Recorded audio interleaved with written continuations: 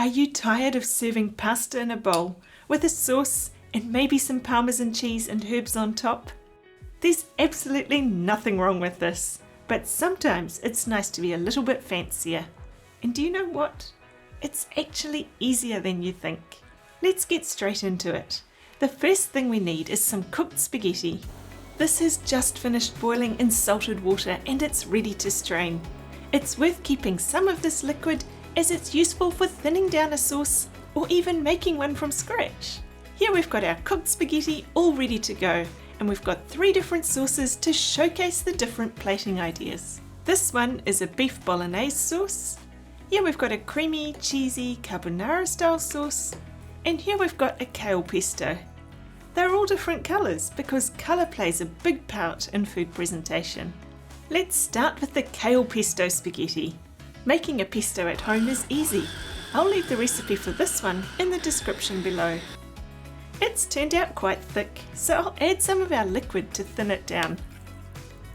Let's add some of the pesto to our spaghetti. I'm sure you're familiar with eating spaghetti by twirling it with a fork. The plating technique I want to show you today builds on that. Let me show you how it works. You need something to twirl the spaghetti with and something to cup it in. Any of these ladles, forks or tong-like utensils will work well. Give the pesto a good mix around, then pick up a bunch of spaghetti and twist it using the ladle as a base, and transfer it to the bowl or plate. I'm going to keep this one quite plain today, so to garnish it, I've got some toasted walnuts. I think some lemon zest curls will add a nice zingy touch, and the bright yellow colour will stand out too. And lastly, a drizzle of lemon infused olive oil. Doesn't that look amazing? To take this up a notch, let's plate it again slightly differently. This time I'm going to start with a pool of tomato passata in the bottom of a wide brimmed bowl. Then we can add our pesto spaghetti twirl. I think this will be delicious with some sun-dried tomato strips. It'll add some colour and the flavour will blend together nicely. I'm also going to add a few strips of lemon zest and a little caper flower. Have you made one of these before? The sides of the capers pull apart into these lovely little petals. Isn't that cute? Adding something like this to a dish is a great garnishing idea and it's so easy. The last thing I'll add is a sprinkle of chopped parsley. What do you think of this idea? Before we plate the bolognese sauce and spaghetti, if you're new to this channel, welcome. I'm Taryn. I love all things food and especially food presentation. There are so many quick and easy things you can do to really take your food plating to a new level. And those are the sorts of things I love to share with you. So if that's what you're into, make sure you click the like button and subscribe for lots of tips and ideas. Back to the spaghetti bolognese. It's such a traditional dish, isn't it? Mine is just finished cooking. Let's add some Parmesan cheese, not only for flavour, but also to make it slightly sticky so it'll hold its shape. I'll also add a dollop of the bolognese sauce. Give it a quick mix through. The mince will probably sink to the bottom, but the sauce will lightly coat the spaghetti. This time, I'm going to twirl up 3 little bundles to serve on a rectangle plate. Isn't this such a unique way of serving spaghetti? I'm going to add a little spoon of delicious meaty bolognese sauce on top of each little bundle. But you could even use 3 different sauces if you wanted to turn this into a tasting dish. Don't they look so petite? I love adding a drizzle of good quality olive oil on top of pasta. This one is actually infused with truffle, so it adds a lovely depth of flavour and some extra moisture. Oils can often be used to garnish a plate as they come in many different colour shades which look good and add to the taste of a dish. And then it's time for our Parmesan cheese and a wee sprig of fresh parsley to finish it off. This is a little bit of extra effort, but doesn't it look fancy?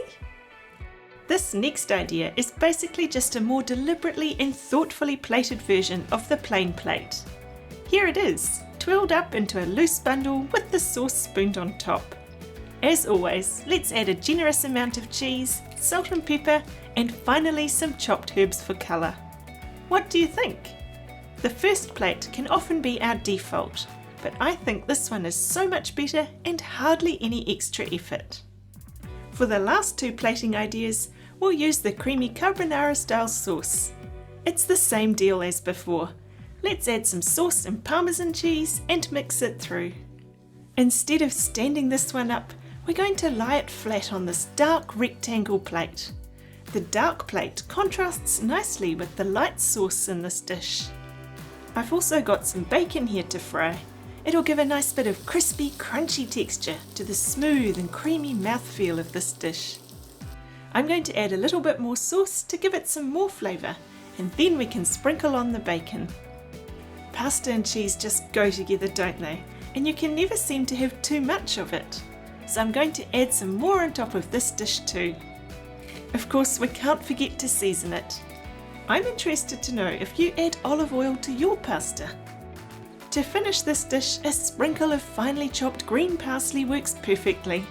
Look at that pop of colour. Another way to plate this creamy carbonara style spaghetti is to tower it up. Twirl it up in a nice bunch and stack it onto the plate. I think I'll add another spoonful of the delicious sauce and allow it to run down, a bit like icing on a cake. I've got some chopped chives to add a bit of colour and a delicate hint of oniony garlicky flavour. We've also got our crispy fried bacon. I'm just going to cut it into 2 strips and overlap them slightly on top of the spaghetti. The way you put something on a dish can take it from plain to something so much more appealing. It feels like this could do with a bit of extra Parmesan cheese and a little touch of chopped parsley to finish it off. Well, that definitely doesn't look like boring spaghetti to me. Pretty plates of spaghetti won't necessarily taste any better, but of course when it looks amazing, our perception of the taste is so much better. I hope if you haven't already given some thought to plating spaghetti that you're now inspired to give it a go. If you like this video, I'm sure you'll like this one too. Making a puree is another way you can up your plating game. In this video, we're making use of pea puree to replate a plain meal in more exciting ways. See you over there.